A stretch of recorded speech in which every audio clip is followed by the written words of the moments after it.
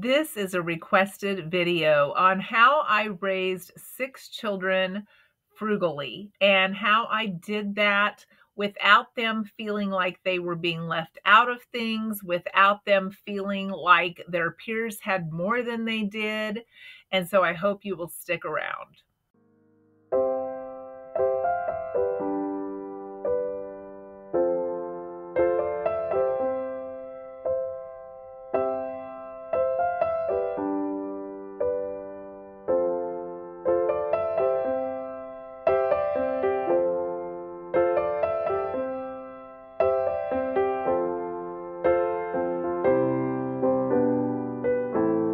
Welcome. I am Bonita from Pennies to Dollars, and I am a rural Kansas farm girl.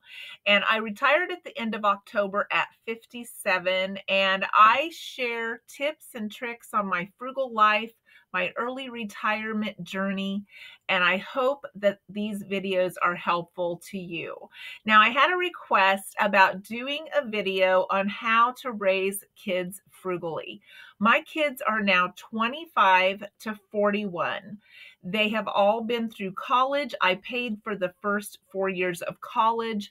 I always made a moderate to low income. Many times I worked 2 to 3 jobs, and I am going to share with you some of the mindsets that we went through in our home in raising 6 kids so that they did not feel like they were missing out.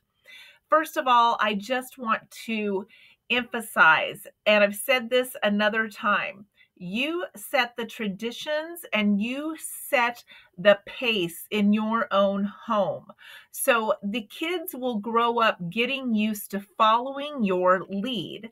And that's how it worked for us. We set our own traditions. We set the way things were in the house. We raised them to respect one another and to respect us and to care about other people and to be kind. And I feel like that made a huge difference in raising them frugally so that they did not feel resentment when either something came up where we had to save more money or they needed to do different things than their friends were doing, because this is just the way our family did it. I always had my kids take their lunches whenever they had events they had to go to. They rarely ever got anything from the concession stand, but I never once had them complain to me that they weren't getting to buy things at the concession stand. They had food. Their friends had food. A lot of times their friends were eating that hot dog from the concession stand, but looking at their lunch thinking, wow, that looks a lot better than another hot dog again. We really didn't have those issues, but let me go into more detail on that for you. My kids really didn't miss out on participating in anything. They were in forensics, they were in quiz bowl, they were in track, basketball, volleyball, band. And one of my daughters was even a cheerleader. They participated in everything they possibly could because that was their time to spend time with their friends.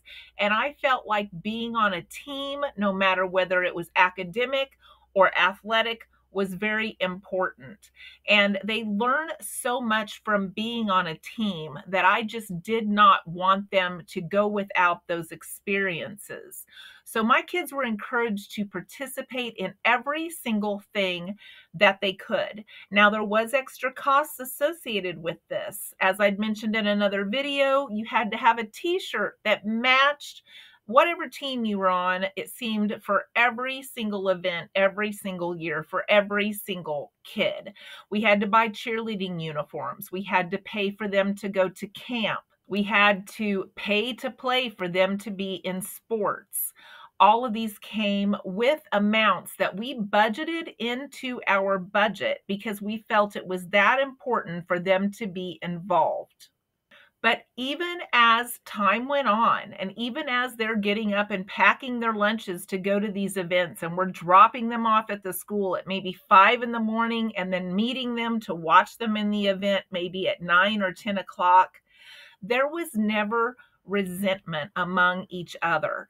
They each knew that what they were doing was important. They knew that what their brothers and sisters were doing was important. And if something came up where one of the family members needed something, there was never resentment. They knew that that other family member came first at that time because they had something that they needed. Now, if you've raised a lot of kids, it seemed like there was always a note coming home in the backpack that they needed unexpected money for something. So those types of notes kept us strapped for money many times because they were things that you had not planned on your budget. And then here this letter would come home out of a couple of backpacks needing money again. But even as my kids grew older, I had it budgeted where I had two in college at any given time. And I made huge monthly payments so that they could get their 4-year degrees.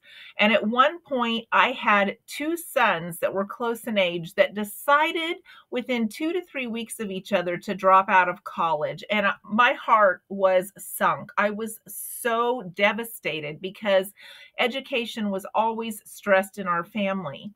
Well, then they both ended up going back to college and getting their degrees, thank goodness. And they're all using their degrees now. But when that happened, it threw off my schedule of having two kids in college at any given time and making those payments. And I had one go back to college, and then I had three in college I was having to make payments for. And so a good example of us respecting other people's needs and knowing that education was very important in our family is my 11-year-old was still at home at the time. And when I had three in college, I said, it looks like we're going to be back living on hot dogs for a while because we've got three of your brothers and sisters in college right now. And he said, that's okay. I like hot dogs. So that's just a good example of us understanding what each person needed and working to provide that for whoever's need had came up. There was never resentment. There was never anger because they need something and I want something. It was that this is important and they need it right now. And when I need something, I know I will be provided for as well. I never saw that my kids felt resentment or anger or envy. For instance, when they had to take their lunches to school, when they were having events and their friends were eating at the concession stand, there was never any aggravation from them that they took their lunch. It was part of the routine that we had set in our household that they got up, they packed their lunch, and they took it for that event. I always tried to have things so it was easy for them to pack that lunch. And even later, when I had the youngest two, they had a lot of food allergies. So they knew packing their lunch was the safest way to go. And they wanted to pack their lunch because they didn't know what was being served at school and they didn't want to get sick. So packing our lunch was something that all six of them did, and it was just part of our routine, which is part of those routines I'm talking about, that if you start those and they just become part of your household's routine, in our case, they were just never questioned. That's just what we did. I had a question on how to balance like savings and time and money. We did lots of fun things and we did them as a family always. We took vacations every single year. Many times we took a tent or we had our van with a tent. I remember at one point the fifth one was small enough when we went to Yellowstone. It was pouring rain. We couldn't put our tent out. We all slept in the van with reclining seats, the back seat folded into a bed. I think somebody might have been on the floor between the seats. My husband and I were in the front reclined, and the little one slept on the ice chest between the seats with blankets. So, I mean, there was always ways to do things. And when we look back, those times were the most fun. We always talk about all of these different trips we took and all of the different things that happened while we were on these trips that were so memorable, and they all made it fun for one another, and it was a great bonding time for all of us. But we didn't give up any of those things. We picked vacations that were road trips, We packed food, we had picnics, and we had a wonderful time. We took pictures and we picked a lot of low cost things that we could do, like hiking to get them out of the vehicle, to get their energy out and to see fun things. It was great. And by the time my kids graduated high school, most of them had been in over 30 states. Doing it that way provided us to not only to be able to afford vacations, but to also still have money left over and not feel like we missed out on anything. We never paid for grades. I hear how some people pay for like A's or B's. I never gave my kids an allowance. There were times that they earned money for doing things, like if maybe they got old enough that they babysat some of the younger kids. If we went out, they would be paid for that. The kids had a fireworks stand for 22 years, and they would pass it down 2 by 2 by 2. They learned a customer service. They learned how to stock. They learned how to do inventory and order and make change. This is the way the youngest 5 earned money for other things that they wanted. I know one of my sons, my middle boy, he saved up enough money over the years they sold fireworks to buy his first computer. Even still, as the kids have grown, I get told by them, Mom, you always worked so hard and you set a good example for us. So even though I worked a lot of jobs, they saw that and they saw how hard I worked. They saw that what their needs were met and they were provided for. And they grew up appreciating that and honoring the fact that I had done those things for them. There was never any animosity over the fact that they didn't have more or that they wanted more. Needs were stressed in our house, and they knew if they needed something, it would be provided. But wants were on lists that came at either birthday or Christmas. So back onto the track of us not paying for grades. They were all encouraged to excel. They were all encouraged because I knew that they were very smart, they were very gifted, they were very capable. And so I always encouraged them to do the best that they could. Now, in our school, it's small. The 2 top people that are in the class, like the valedictorian and the salutatorian, will lead in the graduating class. So in the 7th grade, the top 2 will lead in the 8th grade at their graduation. Same with freshman, sophomore, junior, senior. The top 2 have special recognition, like maybe handing out flyers at the graduation or leading in the graduating class. They all had special recognition. And my kids that ended up being in the top 2, they were always given a reward for that. And their reward would be a new outfit to do that activity. We didn't go out and buy new dresses all the time and new pants all the time. They had what they needed. And if they outgrew it, then we got what they needed. But we didn't just buy things in between because somebody wanted them. And so the girls would get to go and pick out a new dress when they hit that 1 or 2 spot, and then they would wear that new dress throughout the year. And that was their reward. And we always had a cap on how much we spent. For instance, prom dresses, the girls were given $100.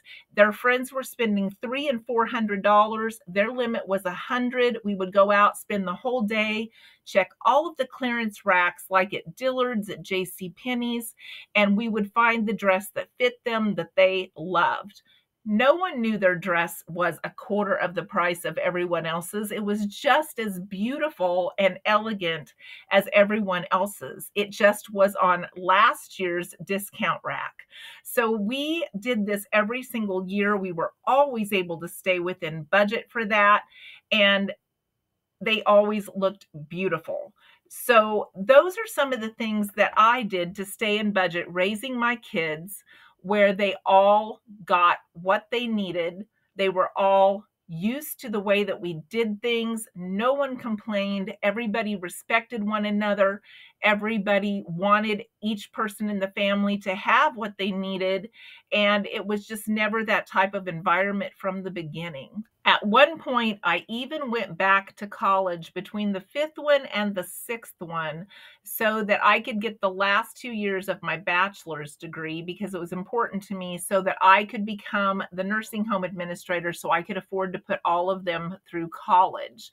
And even when I did that, I planned all of my classes around every single event that the kids had. I took my calendar, I made sure I didn't miss a ball game, a forensics meet, a quiz bowl.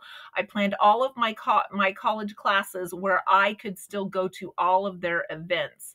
And that way they knew how important they were to me and how important it was for them to participate.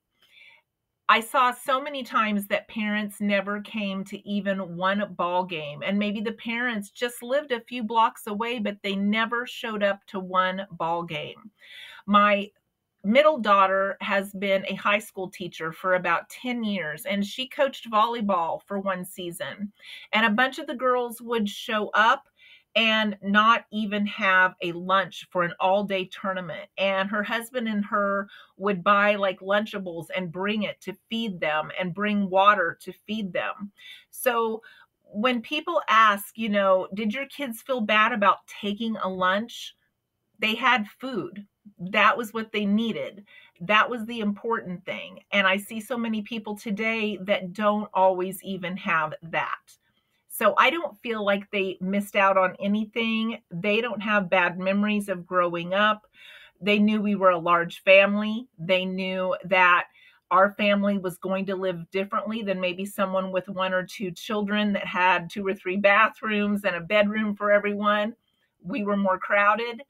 We had more patience and we knew we had to wait for the bathroom, wait for the shower, and share rooms until the older one reached the age where they would get their own room. And then as each kid moved out, the older one would get their own room. If there was only one parent in the car, the older one got the front seat. We had a level of rewards and respect that went with the oldest child. So again, they got their own room, they got the front seat. Once they moved out, the next one got their own room, got their front seat. So I hope that this helps you and answers some of those questions for everyone.